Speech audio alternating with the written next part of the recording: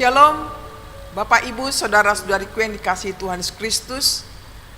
Marilah kita mempersiapkan hati dan pikiran kita untuk mendengarkan firman Tuhan sebagai renungan kita pada hari ini, Senin tanggal 11 Juli 2022. Marilah kita berdoa. Kasih karunia dan damai sejahtera dari Tuhan Allah Bapa kita dan dari anaknya Tuhan Yesus Kristus menyertai saudara semuanya. Amin.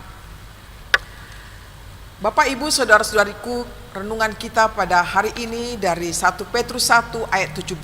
Demikian bunyinya. Dan jika kamu menyebutnya Bapa, yaitu Dia yang tanpa memandang muka menghakimi semua orang menurut perbuatannya, maka hendaklah kamu hidup dalam ketakutan selama kamu menumpang di dunia ini. Demikianlah bunyinya. Judul renungan ini adalah hidup dalam ketakutan. Saudara-saudariku yang dikasihi Tuhan Yesus Kristus, bila kita menyadari memang hidup kita dalam ketakutan selama kita masih hidup di dunia ini. Dunia yang penuh dengan kegemilapan, persaingan, bahkan kejahatan ada di mana-mana.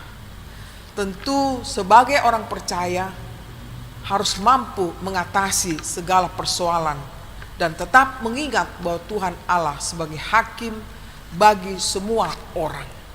Sebagaimana diingatkan dalam nats hari ini kita, bahwa Tuhan menghakimi semua orang menurut perbuatannya. Saudaraku, perlu sekali kita menyadari bahwa pada umumnya seringkali kita tidak mengindahkan sikap Tuhan terhadap orang yang melakukan tindakan pelanggaran. Sering bersikap biasa saja terhadap dosa. Salah satu alasan pembenarannya adalah anggapan bahwa Tuhan itu Maha Pengasih dan Pengampun. Itulah yang sering dijadikan alasan sehingga tidak melakukan kekudusan lagi, sehingga tidak melakukan perintah Tuhan lagi. Saudaraku, hendaklah kita hentikan segala tindakan yang bercela ini di hadapan Tuhan. Tentu hidup dalam ketakutan sangatlah mengganggu rasa kenyamanan kita. Ingatlah akan kasih Tuhan Yesus yang telah menebus dosa-dosa kita. Dia telah membayar segala hutang dosa-dosa yang diperbuat manusia dengan harga yang teramat mahal sudah dibayar. Ingatlah, bumi bukanlah rumah kita, sehingga marilah kita memanfaatkan waktu kita untuk bersungguh-sungguh hidup dalam firman-Nya, yakni kasih kepada Tuhan dan sesama. Ketakutan kita bukan kepada dunia ini, melainkan ketakutan kita kepada Kristus dengan tunduk atas perintah-perintahnya. Sehingga itulah yang menjadi landasan hidup kita dalam kekudusan Tuhan semata. Baiklah, saudara-saudariku, kiranya kita tertuju dalam perbuatan kita hanya kepada Tuhan saja, sehingga kita tetap di dalam ketakutan terhadap Tuhan kita, bukan terhadap dunia ini. Dengan kita takut kepada Tuhan, maka kita bebas dari penghakiman yang dilakukan oleh Tuhan. Penghakiman itu terjadi hanya bagi orang-orang yang melanggar kehendak Tuhan. Kiranya firman ini membaharui hidup kita, semakin kita merasakan pembebasan Tuhan dalam kehidupan kita.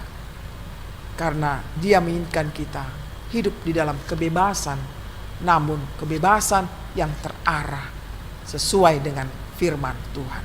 Amin. Kita berdoa. Terima kasih Tuhan buat sapaan firman-Mu yang mengingatkan hidup kami semuanya agar kami hidup di dalam firman-Mu sehingga kami berkenan di hadapan-Mu. Jauhkanlah dari pikiran kami untuk kami takut di dalam dunia ini, karena Engkau Allah kami yang telah membebaskan kami, yang telah memerdekakan kami. Hanya kepadamu lah kami takut Tuhan, di mana kami mematuhi akan segala perintah-Mu. Engkau adalah hakim di tengah-tengah dunia ini. Engkau yang penuh dengan keadilan ya Tuhan.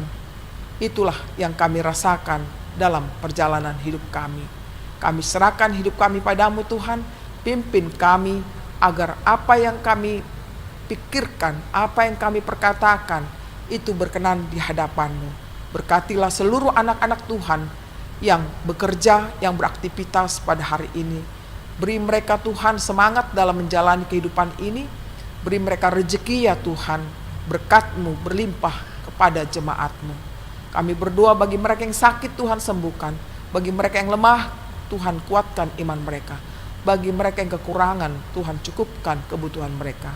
Kami serahkan hidup dari perjalanan bangsa kami, kiranya Engkau ada di tengah-tengah kehidupan bangsa kami. Inilah doa kami dalam Yesus Kristus Tuhan kami. Terimalah. Kasih karunia dari Tuhan kita Yesus Kristus dan kasih Allah Bapa serta persekutuan Roh Kudus menyertai saudara semuanya. Amin. Demikianlah saudaraku, firman yang telah disampaikan kiranya bermanfaat bagi kita semuanya. Selamat beraktivitas. Shalom.